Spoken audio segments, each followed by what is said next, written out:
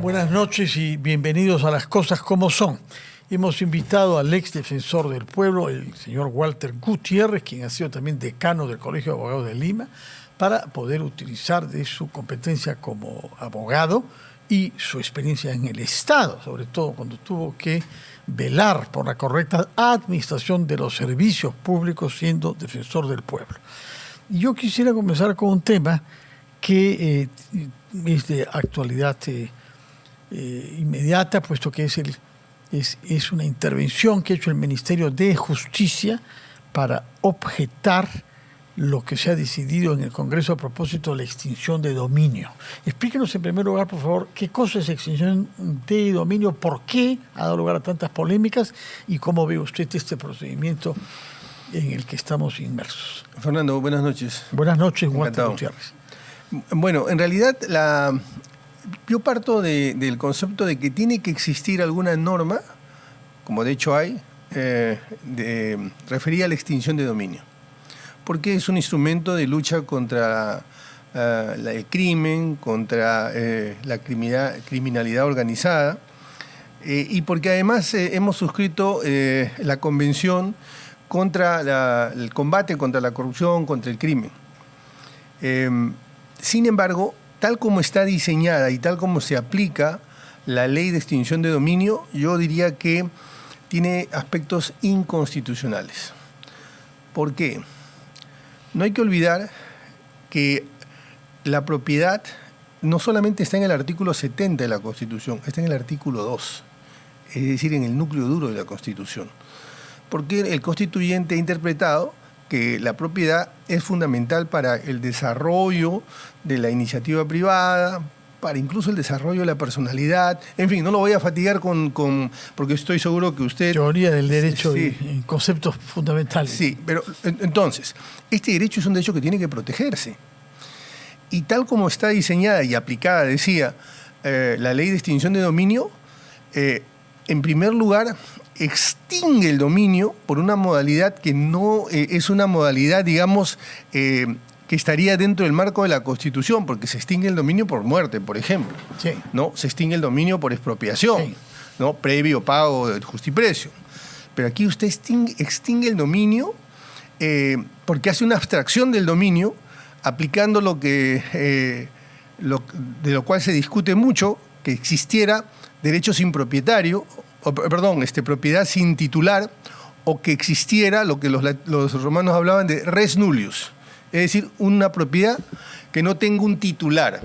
Eso existe ya en el derecho moderno como la figura del fideicomiso, que es un derecho, que es una propiedad, sí, que tiene propósito, ¿no es cierto? Que se saca de la esfera patrimonial y se le da un propósito.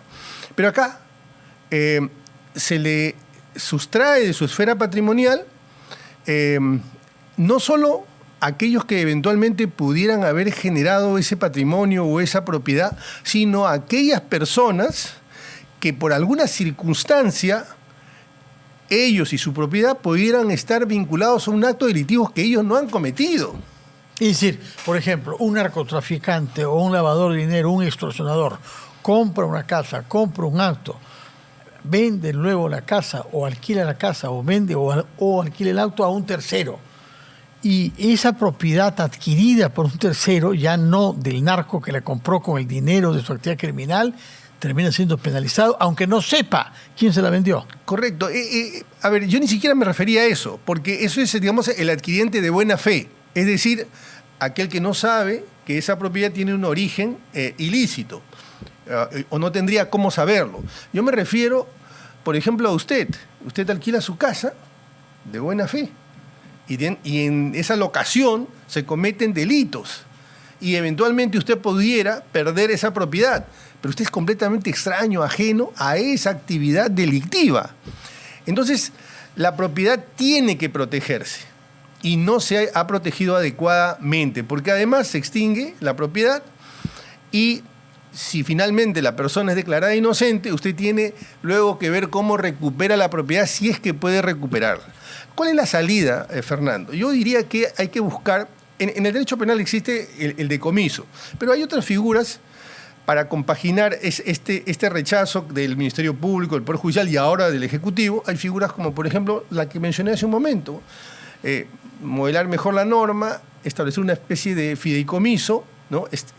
Tenerla en suspenso, no extinguir, sino suspender la propiedad, hasta que se dirima. Y la situación de incautación.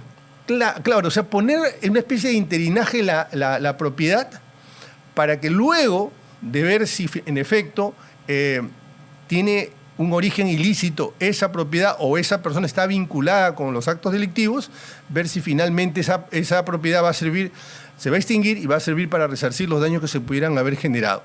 Entonces, ¿cómo hacer para compaginar la necesidad de perseguir al crimen y de privarlo de propiedades adquiridas y con dinero mal habido? Ahí correcto, sí. Porque no hay mejor ataque justamente que atacar el bolsillo de los criminales, sí. ¿No?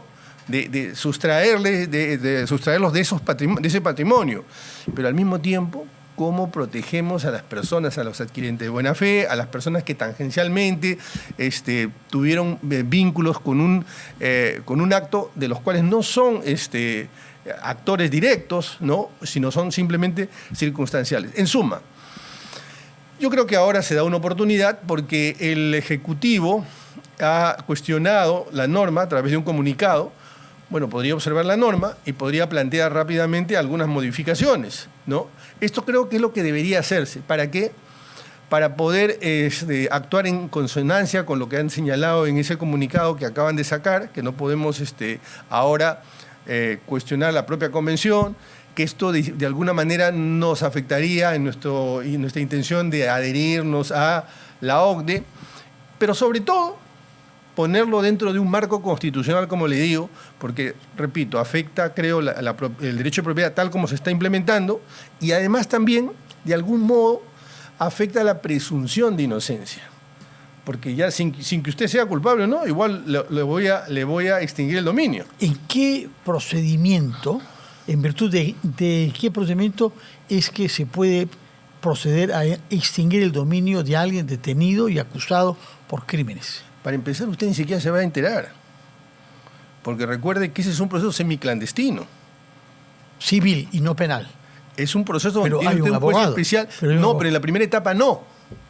En la primera etapa en la que el fiscal está investigando, usted ni siquiera es notificado. Ya una vez que hay una cierta convicción de que esto estaría vinculado por alguna manera directa o indirectamente a un crimen. Y el objetivo de esa discreción es evitar que los criminales puedan vender sus propiedades y así evitar ser penalizados por extinción de dominio. Sí, tiene razón. No digo que este no sea un tema complejo, pero incluso vendiendo se puede anular esa venta justamente. Ya es complicado, ¿no? Ya complica el procedimiento y perjudica a un tercero que ha podido comprar de buena fe. Mire, un fiscal tranquilamente le puede pedir al juez, respecto de un determinado bien, que haga una anotación en el registro. Y eso se hace con relativa rapidez, ¿no? Sobre bienes importantes, como puede ser un vehículo, como puede ser una casa. Ahora, entonces, las objeciones que usted cree que se pueden formular son, uno, el caso que hayan terceras personas inocentes implicadas, sí, porque han comprado o se han beneficiado de una propiedad que no sabían que tenía un origen negro. Pero el otro cuestionamiento me parece más difícil de subsanar, que es el procedimiento en sí mismo. Usted está objetando que no sea un procedimiento penal, sino un procedimiento civil, el que lleva a privar de su dominio a una persona que está siendo investigada por crímenes. Claro, pero Fernando, ¿qué cosa es la propiedad? La propiedad la propiedad está dentro del derecho patrimonial. El derecho patrimonial está dentro del derecho privado, dentro del derecho civil. ¿Nos gusta o no? Esto es así. Y usted tiene herramientas para ahora, las divisiones en el derecho, usted sabe que son divisiones, entre comillas, imaginarias, para que el derecho es uno solo al final del día y todo tiene un marco constitucional, ¿no? Pero yo creo que se pueden buscar figuras ingeniosas. Yo no digo que la que yo planteé lo sea, pero hay que buscar figuras que puedan garantizar el derecho de propiedad, la presunción de inocencia y que puedan garantizar también el combate contra crímenes tan alevosos como puede ser pues, narcotráfico. Extorsión y sicariato. Hablemos de otro tema por su actualidad también, data de esta misma tarde, que es la decisión que ha tomado la Junta Nacional de Justicia de proceder a la vacancia del miembro de la Junta, Rafael Ruiz, por haber ocultado ser objeto de una condena consentida cuando postuló. ¿Cómo es posible? Usted tiene una experiencia como defensor del pueblo, ha sido protagonista de concursos como este. ¿Cómo es posible que alguien oculte una cosa de ese tipo y pueda filtrarse entre los meandros de nuestro sistema judicial? Y esto pone en ridículo a las autoridades bajo los cuales ha trabajado este señor sin que se enteren. Y finalmente el procedimiento que llevó a su elección también termina desacreditado, ¿no?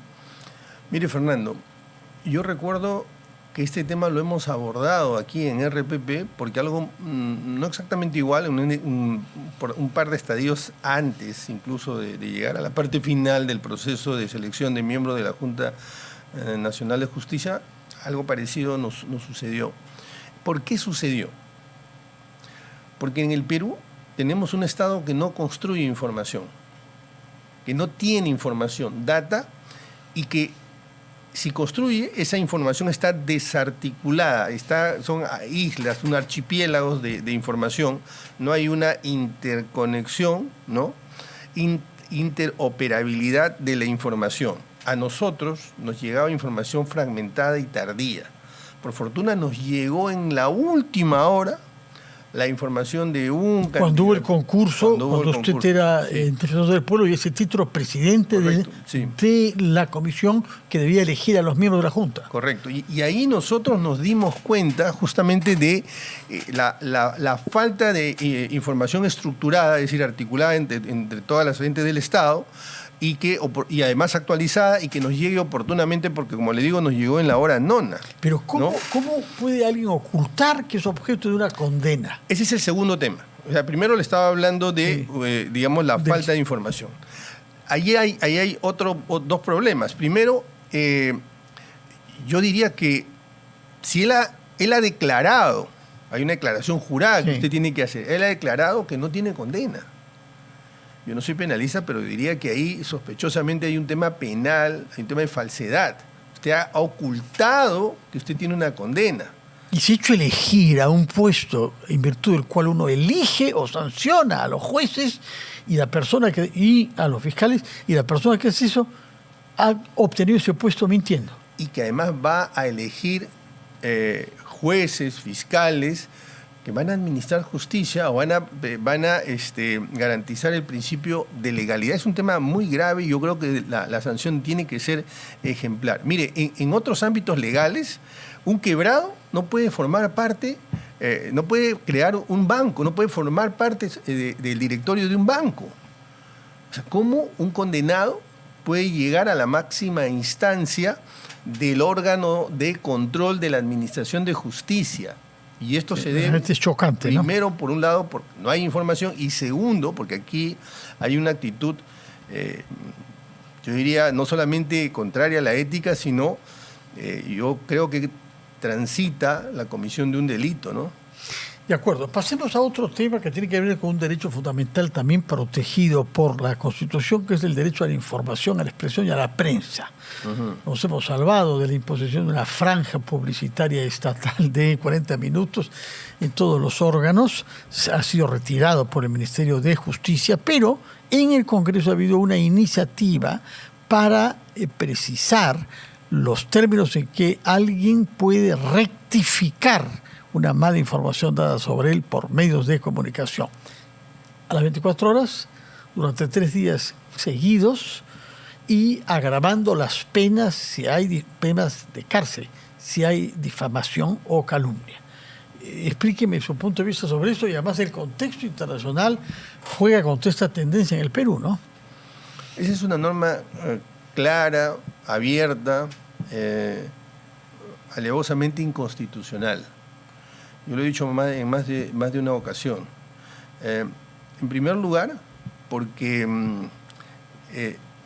esa norma lo que hace es criminalizar digamos, los excesos que se puedan cometer en la prensa. Esto va a contramano de una tendencia mundial, que lo que busca es más bien que estos temas se diriman en sede civil y en el ámbito patrimonial y no en el ámbito criminal. Y además porque esta es una norma de clara estirpe autoritaria. Y digo que es de clara estirpe autoritaria porque hay una especie de censura indirecta, porque es amenazarlo para que usted no investigue, para que usted no difunda información. Y además, si lo hace, usted dentro de las 24 horas, usted tiene que rectificarse de una manera completamente irracional y completamente desproporcionada. Tiene que hacerlo en 13 días consecutivos. Y no hay la posibilidad de que usted apele a la cláusula de verdad, ¿no?, a la exceptio veritatis. No hay esa posibilidad. Ya se presume por el solo hecho que usted ha sido notificado, que usted ha afectado el supuesto buen nombre de aquel que se ha hecho una investigación, para que usted tenga que rectificar. Entonces, el derecho a poder alegar algo en contra, defenderse en contra de ese señalamiento, ha sido sencillamente eliminado. Entonces, por donde lo vea, esa norma es claramente inconstitucional. Y hemos dicho que si esa norma se aprueba, ahí hay dos caminos. Por un lado, los medios de comunicación podrán presentar un amparo para que no les sea aplicable a esos medios esta norma, pero por otro, habría que presentar una acción de inconstitucionalidad, porque ya le digo que yo diría que es una norma inconstitucional. Y yo, dado que el Ejecutivo y el Ministerio de Justicia ha dado un paso positivo, bueno, primero un paso en falso y luego positivo al retirar esta norma sobre la franja de publicidad sobre los logros sí, que tiene el Estado en estado de emergencia. Yo diría que porque debería opinar y oponerse a esta norma. Si hay convicciones democráticas, convicciones sobre la importancia del derecho a la información, el derecho a la crítica, el derecho a que los ciudadanos conozcan cómo actúan los funcionarios públicos y la vocación de someterse al escrutinio público, que se opongan. Eso forma parte de la función del Ejecutivo, hacer de contrapeso al poder que usted como legislador tiene y el Ejecutivo como contrapeso de ese poder. Así como el Legislativo es un contrapeso de las competencias del Ejecutivo, el Ejecutivo es un contrapeso de las competencias del Legislativo. Bueno, esta es una oportunidad de oro para que el Ejecutivo dé muestras de su vocación. Observando la ley. No, todavía... Cuando llegue al voto, vamos a ver. Por otra parte, hay otro tema en el que sus criterios para dosificar principios y el sentido de la realidad deben ser ejercidos también, que es el derecho al libre tránsito, que algunos quieren objetar a propósito de los motociclistas. Y hay un debate sobre eso que tiene cierta relevancia. Su sucesor a la cabeza de la Defensoría del Pueblo, el señor Josué Gutiérrez, ha sostenido que hay que limitar el uso de motos, la circulación de motos entre ciertas horas, etc. Hay muchas propuestas en torno a eso, pero ¿cómo enfoca desde el punto de vista constitucional la capacidad que tenga el Estado de limitar la modalidad, el número de personas que pueden ir sobre una moto, la manera como van vestidas y las horas a las que pueden usar? A ver, el Estado tiene capacidad regulatoria. Esa es una de sus funciones y competencias. Regular. ¿Para qué? Para que la convivencia social y la seguridad se pueda materializar. Pero el Estado no puede abusar tampoco. La libertad no puede ser extrema. La libertad viene aparejada de competencias, de responsabilidades, de límites. Si bien es cierto, el Estado puede regular, no puede limitar, es decir, no puede haber una especie de... toque de queda, tal hora, no pueden circular las motos. No puede haber una medida de ese extremo. Y además porque esa es una medida reactiva, no es una medida estructural. En la Defensoría del Pueblo, y esto lo digo con todo respeto respecto del actual defensor, que además me parece que ha retrocedido un poco, o por lo menos ha matizado sobre su propuesta inicial. Así que yo lo animaría a tocar dos temas sobre los cuales hay una larga tradición y una larga ejecutoria en la Defensoría del Pueblo. Una, los informes sobre las cárceles. Las cárceles que debieran ser centros de readaptación son centros de formación y centros de organización del crimen. El Tribunal Constitucional, como usted bien sabe, porque lo he escuchado que usted lo ha mencionado, ha declarado un estado de cosas inconstitucional hace 5 años. No hace 5 semanas, 5 meses, hace 5 años. El año 20, sí. Y en mayo se vencen esos 5 años.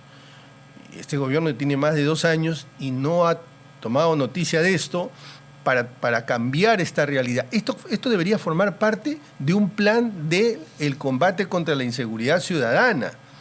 Cambiar esta situación, no solo el tema de hacinamiento, sino las condiciones y la situación que se da para incrementar o para realizar actos criminales. Y lo segundo es las comisarías. Hay 1.400 comisarías. La Defensoría del Pueblo ha hecho muchos informes, casi todos los años, sobre la situación de las comisarías. ¿Por qué son importantes las comisarías? Estas 1.400 comisarías están por todo el país y es la primera línea de defensa respecto del crimen. Son comisarías que tienen una pésima infraestructura, un pésimo parque informático, no tienen tecnología, no tienen personal. Y no es una gran inversión modernizarlas, capacitarlas, dotarlas. No hay mejor inversión que mejorar esas 1.400 comisarías. Eso es fundamental. Y usted ahí tiene 2 elementos dentro de un plan, por supuesto, mucho mayor, que es cómo cambiamos la situación actual de los centros penitenciarios y las comisarías. De manera que yo aprovecho esta pregunta que usted me hace para invitarlo, animarlo al defensor a que continúe esta línea de trabajo que estoy seguro que la va a encontrar provechosa para los objetivos de la Defensoría, ¿no? Ya, cuando terminemos, porque ya el tiempo nos está diciendo como una pregunta política, no es que las otras no hayan tenido connotaciones o consecuencias políticas, pero sí directamente, usted ha declarado recientemente que la presidenta debería proceder a un cambio de gabinete, tener un gabinete nuevo y más fuerte. ¿Sobre la base de qué consideraciones ha llegado a esa conclusión? Mire, Fernando, ¿cuál es la principal función del gobierno, del Estado? Lo que está subyace en el pacto social. Usted está donde está porque usted me garantiza seguridad. Porque yo sin seguridad no puedo transitar libremente, no puedo hacer ningún emprendimiento, los chicos no pueden estudiar, etc. La seguridad es lo que legitima que yo le dé poder. Y esa base está lesionada, por no decir quebrada, porque usted no es capaz de proveer seguridad ni siquiera a los jóvenes, a los niños, a los estudiantes, no es capaz. ¿Qué nos hace suponer que el gobierno va a ser capaz de garantizar la seguridad del proceso electoral, que es muy complejo? Si bien quienes van a llevar adelante el proceso electoral es el Jurado Nacional de Elecciones y la OMP, quien crea las condiciones de seguridad es el gobierno. Y mire lo que ha pasado en Patás, mire lo que está pasando con los transportistas y, como le digo, con los niños. Entonces, estamos a tiempo de darnos cuenta de esta situación. ¿Qué tiene que hacer la presidenta en este momento? Va a tener que reformular su gabinete. No sé si con este u otro presidente del Consejo de Ministros, pero tiene que reformular el gabinete y dar seguridad, dar tranquilidad de que se va a poder llegar al 2026. 3 funciones debería tener ese gabinete. 1, combatir la inseguridad ciudadana. 2, crecer. Porque si no crece la economía, y menos en ese contexto, todo va a ser complicado. Y 3, llevarnos al proceso electoral. Pero, ¿qué nos hace suponer que la presidenta va a elegir bien? Nada. Entonces yo creo que la presidenta haría bien que convocara a personalidades que la ayuden a seleccionar un grupo de personalidades que pueda llevar técnicamente y con conocimiento, con contactos, con formación, hasta el 2026. Y el segunda, esa es la primera medida que ella debería tomar. Y la segunda es dejarlos trabajar. O sea, una obligación de hacer, designar, y una obligación de no hacer, ¿no? Muy bien. Dejarlos trabajar. Walter Gutiérrez, ex defensor del pueblo, ex embajador del Perú en España también y ex decano del Colegio de Abogados. Muchas gracias por estar acá y por haber respondido a todas nuestras preguntas sobre temas de actualidad, de hoy algunos, y otros temas permanentes. Dejamos para la próxima vez la polémica sobre la pena de muerte, que es un viejo tema y que reaparece en la boca de algunos dirigentes políticos. Muchas gracias y que tengan un feliz fin de semana.